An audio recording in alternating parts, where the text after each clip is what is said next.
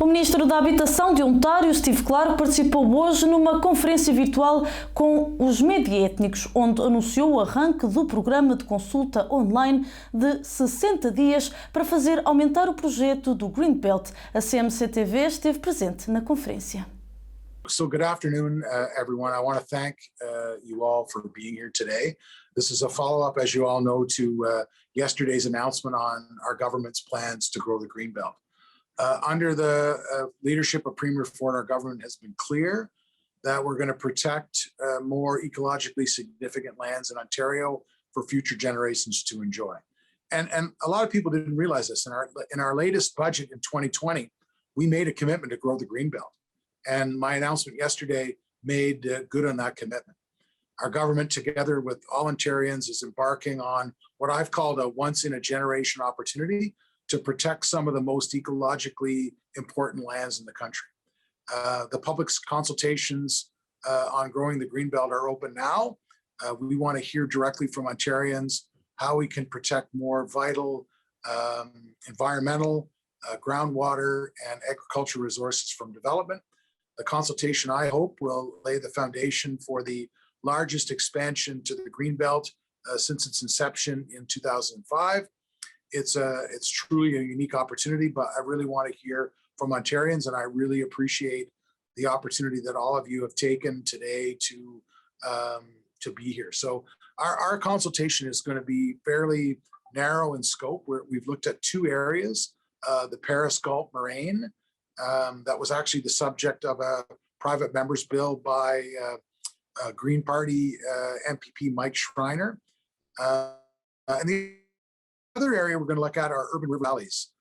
These are areas like the Don River in Toronto, Duffins Creek in the Pickering-Ajax area. And I want you to know something. You know, I've said this many times before, but I want you to know that we remain steadfast in not allowing development within the Greenbelt. So it's very important that when we talk about this consultation, we're not going to entertain removing any land that was in the Greenbelt since its inception in 2005. We're not going to entertain any land swaps regarding land in the Greenbelt versus land outside of the Greenbelt. We truly want to look only at growing the Greenbelt in those two areas. We think that's very achievable. We think it provides us a great opportunity. And again, I just wanted to provide those short remarks. The only thing I want to say at the end is there's been some questions about infrastructure. And I want you to know that the Greenbelt legislation that was instituted in 2005 allows for infrastructure construction in the Greenbelt. So this would be highways, transit, wastewater systems. So we're not proposing any changes to those existing policies. We're simply focusing on those two areas that I mentioned earlier with the view of actually growing the Greenbelt for future generations. So, you know, I just am very, very pleased that you're giving me this opportunity, and I'd be pleased to answer any questions. Good afternoon, Mr. Clark, and everyone joining the panel today. My name is Teresa Santos, and I come from the Portuguese-Canadian ethnic media group called Correio Manhã, Canada. So my question for you today, Minister Clark, is when it comes to the online public consulting about the expansion of the Greenbelt, is that going to be in any other languages besides English and French? And also, if not, how is it going to be available to non-English and French speakers in Canada, please? You know, that's a fantastic question. And I'll be honest with you, when I was asked about it, I wasn't sure in terms of additionally on the environmental registry posting, whether there'll be additional postings other than in French and English. I want to make sure it's available to other Ontarians that whose mother tongue isn't French or English. So we're going to go back. You know, I think one of the things we are very strong in is the amount of members within our government caucus who have access to you know, other languages. I look at the tremendous work that my parliamentary assistant Parm Gill has been able to do, you know, with ethnic media outreach. So I'm going to take that. That's going to be my homework I'm going to take that back and ensure that we're able to provide it in other means. I'm going to encourage local MPPs to ensure that we have something that can be translated so that other communities can participate regardless of the English or French posting. So we're going to make that. That's my homework for the week. All right, I'll be sure to follow up on that. Okay, excellent. Actually, I am thinking about a suggestion because I know that there is a big, it is not easy to, or there is a conflict between the construction market and the green development decisions. While I have a suggestion, why not we make an economic benefit of increasing the green areas? That means in order to encourage more green belts and that you have just taken yesterday or said yesterday, we can make some increase the spots by making economic revenues out of this green belts. For example, adopting some plants or planting some rare trees in such areas, and this will be subsidized by the communities. I'm speaking about my community. I'm ready for some people who can start to invest or to donate to such areas, so that the decisions for the government to increase the green areas will be much easier than before. What do you think? No, I think you brought up some really good points. I'm really hoping that this consultation on the Greenbelt provides exactly some of those suggestions that you brought forward.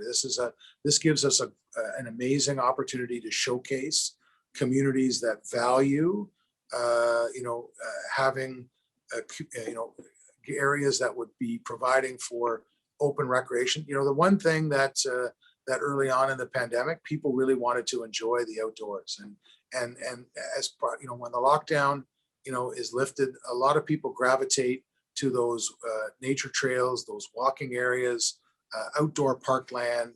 And I think in the years to come, you're going to see an extra emphasis at the municipal level on cultivating those outdoor areas. For a time, we really looked at providing indoor recreational facilities for our constituents, just, given some of the climate challenges that we have. But I do believe that the COVID-19 has really shone a light on sort of the green economy. And, I'm hoping that the Greenbelt consultation obviously will end up with that once in a generation opportunity to grow the Greenbelt. But I do hope that it sparks a conversation like some of your suggestions, where we can actually provide more green opportunities within our areas that we live.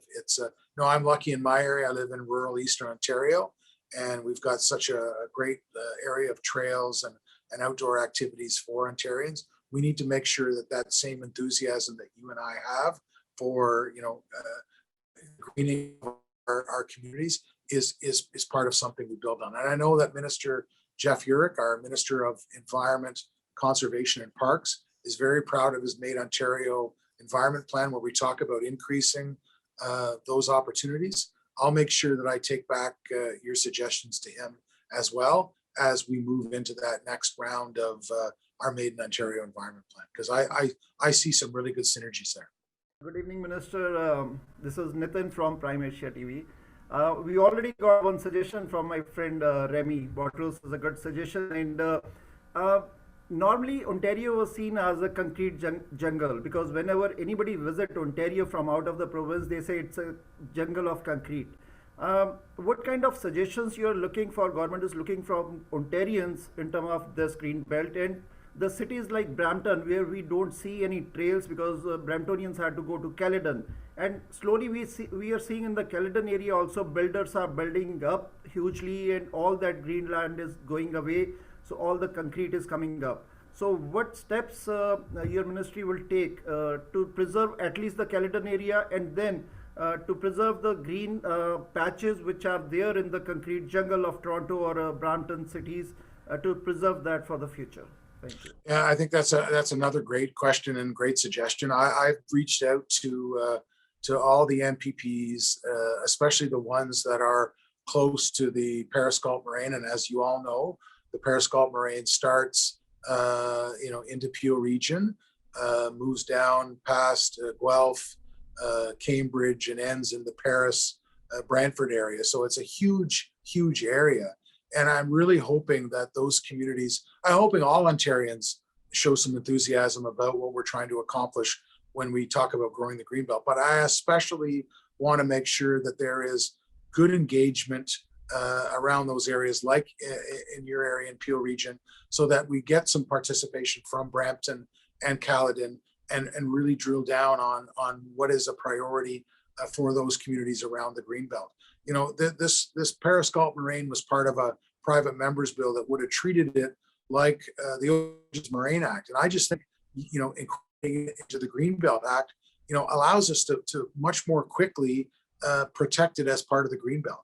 But it is, you know, active, healthy outdoor living is really being embraced, you know, not just in rural areas that I live, but in urban communities as well. And I really want to encourage municipal leaders in Peel region, in Brampton and Caledon and Mississauga for that matter, to, you know, hold roundtables, to hold engagement sessions, to meet with the local environmental groups, farm and farm organizations, business groups, to really look at the opportunities of how an increased Greenbelt can help all of those communities. And so, you know, I am going to encourage, you know, your, you know, people that your product serves to get involved in having a consultation. I certainly will be talking to my my colleagues in Brampton, Minister Sarkaria and MPP Sandhu. Those guys, they're amazing. They work so very hard for the community of Brampton. And one of the first people I called when I asked about this consultation was Minister Jones, because I know how important this is in Caledon as well. So it's something we'll engage with the local MPPs to ensure that that if they want to hold a roundtable, we'll be there to support them. Thank you, Minister. I want to do this on a regular basis. I really appreciate the feedback, and I just want to thank you for all those great questions. And Teresa, I want to thank you for the homework too. So thanks, everybody. Right.